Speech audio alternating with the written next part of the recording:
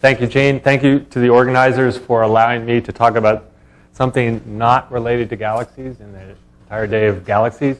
But in fact, I think there may be a relationship. And in fact, I think one of my principal goals for emission from the IGM and the CGM is to understand the physical drivers of galaxy evolution.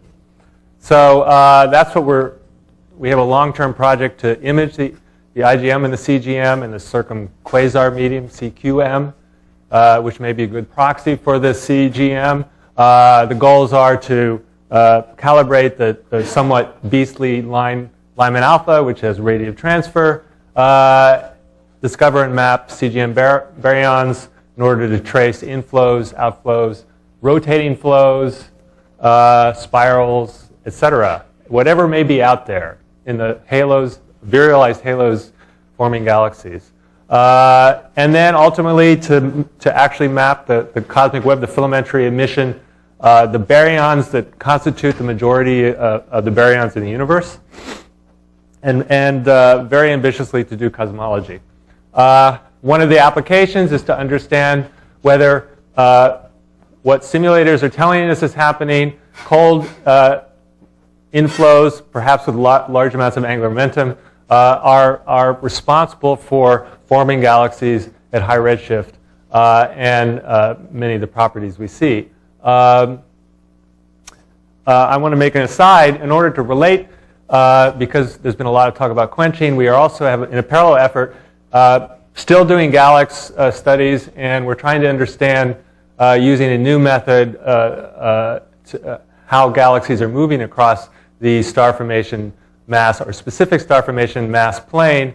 And this method allows us to actually measure the rate of change of galaxies in the color mass diagram or the specific star formation rate mass diagram. And you can track, for example, the flux of quenching galaxies, the flux of bursting galaxies. And this is the average you get over this mass plane, showing an interesting effect going from low to high mass of going from quenching to bursting in the Green Valley. Ultimately, we want to relate those star formation history properties to the properties of the circumgalactic media, inflows and outflows, and so on. So our program is ambitious. We're trying to do this at all redshifts, and I'll talk today only about what we're doing in the optical with the prototype of the Keck Cosmic Web Imager, which is the Palomar Cosmic Web Imager, which has been taking data now for several years. The basic methods are imaging spectroscopy, in particular image slicers, allowing us to make true imaging spectra. And we want to go to low surface brightness because, and we're challenged on the ground with the complex ergo spectrum, so we do nod and shuffle observations of source and background regions in order to produce one-to-one subtraction of the sky background and get to the lowest possible surface brightness. Our ultimate goal is 10 to the minus 4, 1 sigma. And then we're doing stuff for space as well, detectors for hopefully to do analogous kinds of instruments in space, but I won't talk about today. So the Cosmic Web Imager has been operating on the Hale telescope. It's a one-channel R5000 and basically 1 arc minute field, relatively fat slices, 2.4 arc second slices, 24. So it's a low resolution device, but very sensitive to low surface brightness. And one of the early results we got was an observation of a Lymanalpha Blob, finding that there appear to be filaments, or at least some sort of structure. We did not actually measure the arrows, but that's the press release. But I'll give you an argument for that. We can measure the kinematics. There's significant angular momentum in these filaments that is correlated with the angular momentum in the blob. So there appears to be a kinematic connection between this very faint filamentary emission and the blob.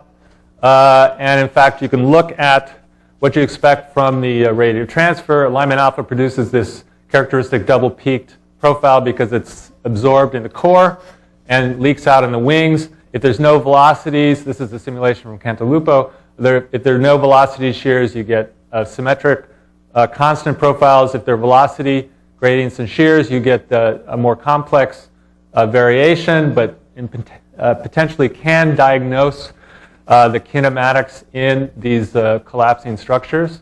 And this is what we see, again, in the Lymanalpha blob. We see the blob itself. That's in this. This is a pseudo-slit through the data cube along this filament, and you see that you have a filament here with a double peak profile, a filament here with a double peak profile, and then the central blob which looks like it has a lot of angular momentum. Interesting. Okay. A year and a half, almost 2 years ago now, I guess, looked at the Slug Nebula, which was discovered by Sebastiano Cantalupo when he was here. And it's illuminated by a quasar. There's another quasar there. This giant, one of the most brightest Lymanalpha Nebula and largest ever discovered. We observed it with one night of the CWI and got this imaging spectrum. This is a narrowband image through the data cube, a pseudo-slit, and then this is the pseudo-slit spectrum, so along the pseudo-slit and in velocity space. And then if we take this as a filter through the data cube, you get this for the image, this for the spectral image, and it basically looks like a disk. And in fact, we propose that it was a protogalactic disk, although the name disk has been subjected to some scrutiny, and we may want to back off on that, calling it a disk. We can call it a rotating structure. But anyway, this is, and there appears to be a filament connected to it and overlapping the neighboring quasar. It's a disk that is next to the quasar that's illuminating. So it's lit up by that, but it's not necessarily associated with the quasar, but it's probably associated with the same halo. This is the image you get in that filtered data cube. Here's our schematic model, a rotating thing, and a filament. This is a one-dimensional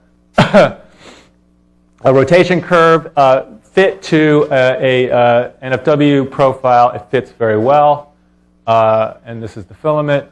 And then you can also, the photoionization is simple. If you assume the disk thickness, then you can back out the baryon surface density. It's a simple function of intensity. So you can calculate from the NFW fit a dark matter profile, and you can calculate from the emission fit the baryonic profile. And what you get is a baryon, unlike what Reinhardt gets, you get a low baryon to dark matter ratio, but of course we are looking at much larger radii here. Remember that. We're out at the 100 kiloparsec, the virial radius basically. For when you fit this, you get a halo that's very, very massive, 10 to the 13th solar masses. In fact, here it is, 10 to the 13th solar mass halo. This is the intensity, this is the velocity fit, the model. I'm sorry, that's the data, that's the model, the residuals. Halo mass, disk mass is 10 to the 11th. You can fit a concentration. It's tough because of the low resolution, but you can fit it. It's a very large object, very, very large virial radius. And you calculate various things, orbital time, virial time for the halo, and so on. And the angular momentum parameter is 0.14. It's high. Compared to the canonical dark matter 0.05. You can make a kinematic model that includes the filament. You might expect some kinematic signature at the filament disk interface, and we may see that. After we did that, we looked back at a paper we'd already published on this object. It's another quasar illuminated nebula, and we determined that it also looks like a large disk or rotating structure. And in fact, again, here's the fit. Here's the data. Here's the fit. I can't tell the difference. It's a 4 times 10 to the 12 solar mass halo, another 10 to the 11 solar mass disk, assuming a 3 kiloparsec disk thickness. Again, moderately low concentration halo, very large diameter. Because of the large diameter, the orbital time is very long, and it's comparable to the virial time. So this is a dynamically young object. The angular momentum parameter is very large, 0.34. There's things that could be filaments connecting it. Here's one, and in particular, you see that there's, if you look at the velocity dispersion or the width of the line, it becomes narrow pretty much at the filament disk interface. This is kind of what you might expect. Although I don't expect anything because I'm not a theorist. Now, there is a more subtle and theoretical view of what these things might be. This is from Avishai, an object which really is a filament and then a spiral infall. So there's both azimuthal and radial velocity associated with it. And that is consistent with this object. When you add a radial component, it is consistent, slightly better fit. But we really need higher spatial resolution, higher sensitivity data to determine whether there's real radial components, spiral components to the velocity field. At the same time, we've started to look at other quasars. Oh, that's simulation. It looks like the same thing, but if you make a picture. Okay, we started to look at several other quasars. In fact, we've looked at now 24. Obviously, we want to find more of these, and also it's a pretty good idea to see whether quasars are surrounded by gas that is illuminated by the quasar and tells us something about quasar environments, which are proxies for galaxy halos. This is another object. It's smaller, more complex, somewhat more regular. Again, 5 × 10⁻12 mass halo, and low concentration for the halo fit. Here's another one. Doesn't look as much like a disk. It is 2 × 10⁻12 solar masses, very large diameter, very long orbital time, comparable to the virial time for the halo, or the age of the universe, very large angular momentum. Now that's 4. These 2 have not been published yet. You can make a table. You can look at variations with parameters since we have 4 objects. We have, here's a list. Here's the 4 objects, the data, the velocity models, and the various parameters. And it's interesting to try something to say, well, what happens if you take what you could calculate a sort of a dynamic maturity of the objects, which is the orbital time, the virial time divided by the orbital time, or vice versa. And you can make a sequence. When you do that, virial time to orbital time is long. That means it's had more time to equilibrate. Virial time to orbital time is low. It's had less time to equilibrate, and that's the sequence you get. And in fact, there is the more regular looking diskier things have a larger value of this parameter, this ratio, than the other 2. That remains to be seen whether that holds up. You can also even do this. If you believe that these are tracing true traces of dark matter halo properties, and there are not many ways to do that at high redshift, so this certainly would be useful if we could do that.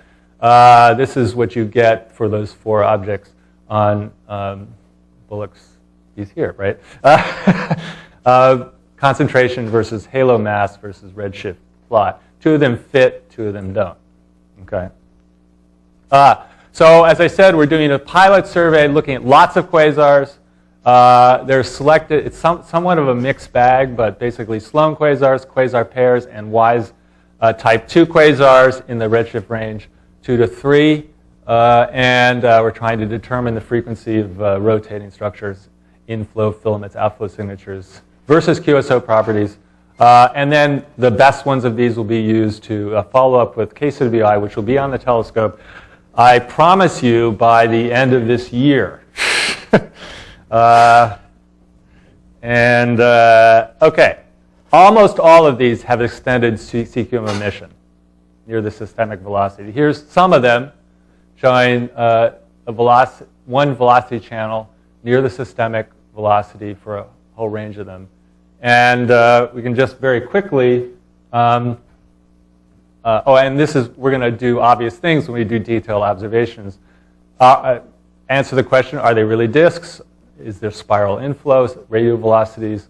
and so on and so forth. Detailed properties, morphology, and so forth. I think this could be extremely interesting and helpful to galaxy evolution modeling, and because we're kind of operating open loop.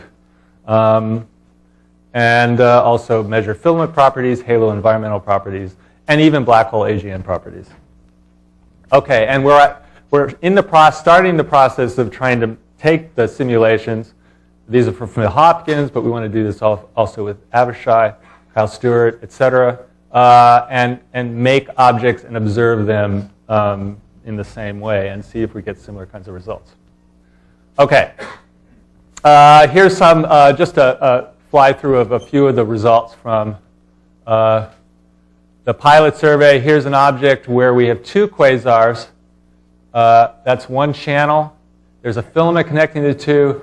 And amazingly enough, the filament has a velocity gradient, and there's an absorption line at both ends of this thing, okay, on both quasars. So it's in front of both quasars, and you see it both in absorption and emission. We see that a lot. Maybe half the objects, you actually see the absorption associated with the emission. So we can actually say this stuff is in the foreground, mostly. Here's another object, a WISE quasar. It's quite interesting object. And there may be a disk associated with the quasar itself. There's something that looks a lot like filaments. And in another channel, you get something that, I don't know if it's an outflow, but it looks like a cartoon of an outflow. So here's another object. This may be a face on disk. Occasionally, we're going to see face on disks. So it's nice to see that we actually do see something that looks possibly like that. Here's another edge-on, maybe an edge-on thing, but it's maybe rotating, lower velocity shear than the other ones I showed you. Here's another one with redshifted absorption and emission associated with the absorption. That's the narrowband image. And 3. Plus 5. Oh, I'm doing great. Okay, another, let's see, a filament structure, emission with associated absorption. Again, maybe a disk, maybe a wind. It's not clear. It is blue shifted if this systemic velocity is correct. But again, we see this a lot: absorption in the quasar and emission at this same velocity. What is this? Could this be an inflowing spiral? I don't know. Could this be a disk? Possibly. And so on. And we're looking also at magnesium-2 in lower redshift objects. Objects that are at the redshift we can observe with our balloon fireball at 0.7 Lyman alpha in the balloon window, which is 2,000 angstroms, can be observed from the ground in magnesium-2. This is one of our first observations of Mag-2 in a luminous UV galaxy discovered by GALEX in the Wiggle Z survey at Z of 0.7, and this is reminded me of pictures I saw this morning of magnesium-2 in the CGM. This is about 100 kiloparsecs. That's the velocity. It's a few hundred kilometers per second, which is what would be, I guess, the halo velocity. Okay, I promise you that this instrument is working in the lab and is going to be on the telescope beginning of next year. I'll remind you we're delivering the blue channel. Whoops. And it goes all the way down to 3,500 angstroms. It will have a red channel 3 years later. We've started it. And it will be able to do precision sky subtraction because of nod and shuffle. And it has the flexibility, 3 slicers, multiple gratings. So you can go from R of 1,000 to R of 20,000. And that's a first, I think, for an integral field spectrograph. That's a picture looking back towards the calibration unit and the slicer. You can see the individual slices there through the grating. And that's the camera. Beautiful camera built by Lick Observatory here, Connie Rockesy. And team, here's the measured efficiency. We have 1 point so far, the predicted efficiency. So we're doing well. Measured resolution showing we're achieving the predicted resolution. So we're going to get 15 to 20,000 resolution with a fine slicer. So it's working. I hope a lot of people will be interested in using it. Thank you.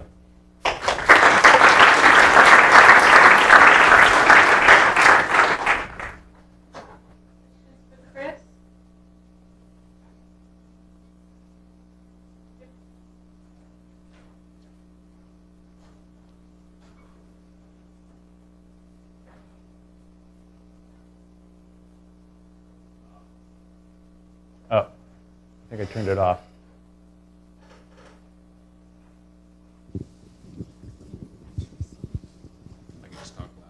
Hello? Yeah. So, I mean, this is fantastic and awesome, really amazing stuff. Just a quick comment on the sort of interpretation with the spin parameters. I think that, I mean, and Kyle can correct me if I'm wrong, but I'm pretty sure that at least in our simulations, none of this is angular momentum supported. So, you know, it is spiraling in.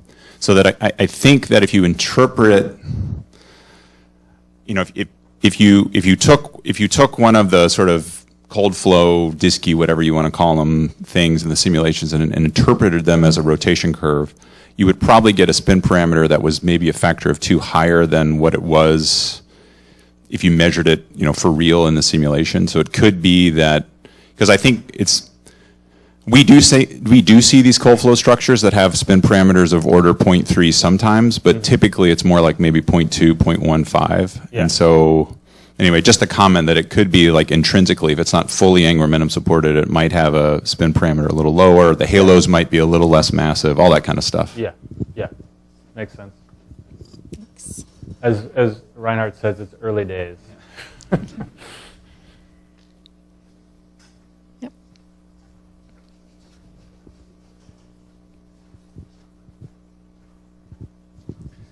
So this is super exciting, holds a lot of promise. What I'm quite curious about, and I suspect you've tried to generate some intuition on, is how much do you think that these systems are affected by being in the vicinity of a quasar? I appreciate you need it. Yes. Right. And you know, at some level, it should be at least near special halos that happen to host quasars. Yeah, they're but massive. It may also be affected by the quasar itself, and I have very little intuition for what either of those should do to how we should interpret these in terms of extending that broadly to the overall galaxy population. That's a really good question, and it's clearly a big, complicated question, and it has to be addressed both observationally and theoretically, I think.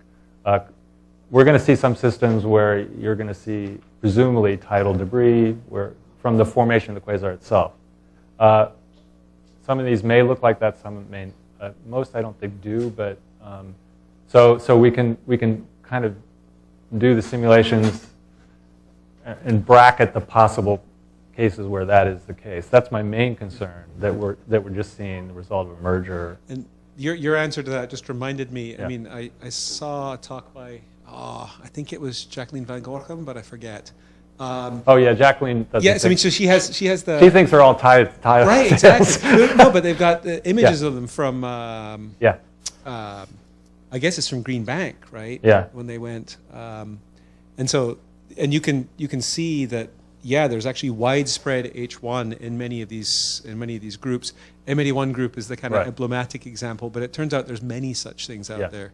So I think it is a legitimate concern. It's a legitimate concern. Yeah. Okay. I mean, if you look at like, for example, Phil Hopkins' models of the evolution of quasars, at this particular time, we shouldn't really be seeing the tidal debris. Okay. Yeah. So and also the kinematic signatures don't really fit tidal debris. So, but in some cases it may. The better data is also going to help a lot. Okay, well, let's thank Chris again and all the speakers today.